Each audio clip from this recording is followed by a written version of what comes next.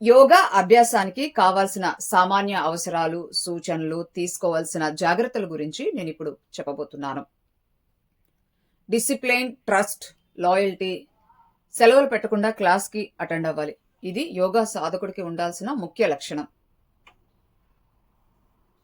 మరి టైట్ బట్టలు వేసుకోకూడదు. ఒక యోగా సాధకుడు టైట్ బట్టలు వేసుకోకూడదు. లూజ్‌గా ఉండాలి. ఫ్లెక్సిబుల్‌గా ఉండాలి. క్లాత్ బ్రీతబుల్‌గా ఉండాలి.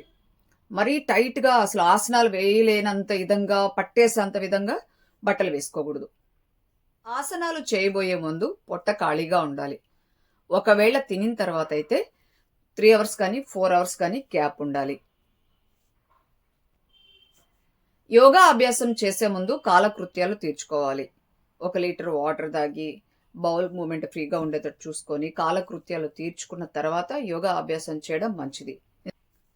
క్లిష్టమైన ఆసనాలు అంటే ఫార్వర్డ్ బెండింగ్స్ కానీ, బ్యాక్వర్డ్ బెండింగ్స్ కానీ, ట్విస్టింగ్ ఆసనాస్ కానీ, ప్రోన్ గానీ, సుపైన్ గానీ ఏవైనా సరే క్లిష్టమైన ఆసనాలు బౌల్ మూవ్‌మెంట్ లేకుండా కాలకృత్యాలు తీర్చుకోకుండా చేయకూడదు.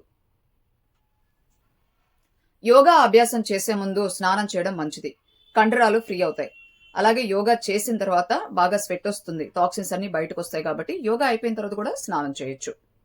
అభ్యాసం చేసేటప్పుడు ఫేస్‌లోని కండరాలు గానీ, చెవులు, కళ్ళపై గానీ, శ్వాస తీసుకునేటప్పుడు గానీ అనవసరంగా ఒత్తిడికి గురి చేయకూడదు. అభ్యాసం చేసేటప్పుడు శ్వాసతో చేస్తే మంచిది. ఎక్కువ స్ట్రెయిన్ అవ్వకుండా చక్కగా ఎక్కువసేపు ఆసనాలు చేయొచ్చు. అలాగే శ్వాసను ముక్కు రంధ్రాల ద్వారా మాత్రమే తీసుకొని వదులుతూ ఉండాలి. నోటి ద్వారా చేయకూడదు. అలాగే ఆసనాలు వేసేటప్పుడు శ్వాసను బిగబట్టి ఉంచకూడదు. ఆసనాలు వేసేసిన తర్వాత ఒక 5 నిమిషాలు గానీ, 15 నిమిషాల వరకు శవాసనంలో ఉండడం మంచిది. ఆసనాలు వేసేటప్పుడు మాట్లాడకూడదు. అలాగే బహిష్టు సమయంలో స్త్రీలు 3-5 రోజులు రెస్ట్ తీసుకుంటే మంచిది. గర్భిణీ స్త్రీలు బాగా ఎక్స్‌పీరియన్స్ ఉన్న వాళ్ళ ఆధ్వర్యంలోనే ఆసనాలు వేయాలి. ఏదైనా డిసీజ్‌తో సతమతమయ్యేవాళ్ళు, సఫర్ అయ్యేవాళ్ళు డాక్టరు సలహా తీసుకొని మాత్రమే ఆసనాలు వేయడం, యోగా చేయడం మంచిది. అలాగే యోగా చేసేటప్పుడు పక్కన వాళ్ళని చూసి కంపారిజన్ అవ్వకూడదు. వాళ్ళు బాగా చేసేస్తున్నారు, నేను చేయలేకపోతున్నాను అని ఎప్పుడు అనుకోకూడదు. యోగా మీ బాడీ కండిషన్‌ని బట్టి, మీ ఫ్లెక్సిబిలిటీని బట్టి మాత్రమే ఆ ట్రైనర్ మీకు టీచ్ చేస్తూ ఉంటారు.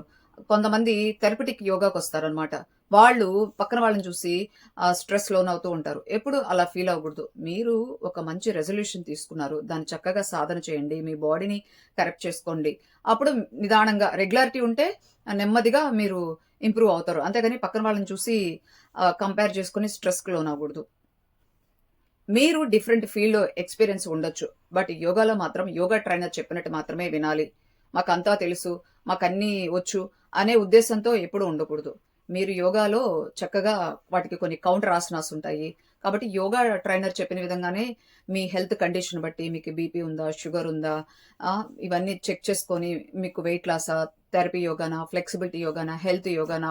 ఇలా మీకన్నీ చెక్ చేసుకొని ట్రైనర్ చెప్పడం జరుగుతూ ఉంటుంది గానీ, మీరు ట్రైనర్ చెప్పినట్టు వినాలి గానీ, ప్రతిదీ మీరు ట్రైనర్‌కి చెప్పాలని అలా చేయకండి.